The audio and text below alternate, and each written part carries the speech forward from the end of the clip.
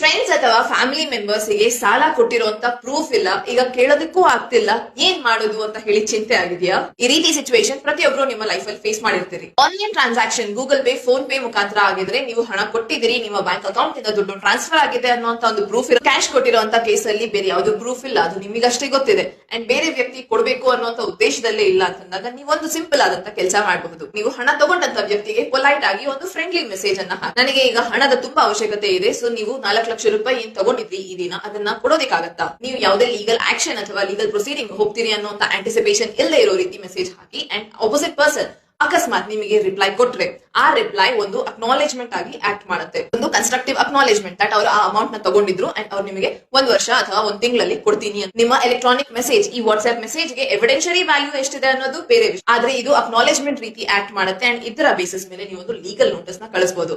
And most of the cases ಅಲ್ಲಿ legal notice ಮೇಲೆ ನಿಮ್ಮ ಇಶ್ಯೂ ಸಾರ್ಟ್ ಔಟ್ ಆಗುತ್ತೆ, ನಿಮ್ಮ ದುಡ್ಡು ವಾಪಸ್ ಬರುತ್ತೆ. ಆದ್ರೆ ಒಂದು ವಿಷಯ ನೆನಪಿರ್ಲಿ, ಈ ರೀತಿ ಕ್ಯಾಶ್ ಟ್ರಾನ್ಸಾಕ್ಷನ್ ಮಾಡೋದಕ್ಕೂ ಮುಂಚೆ ಸ್ವಲ್ಪ ಜಾಗ್ರತೆ ವಹಿಸಿ.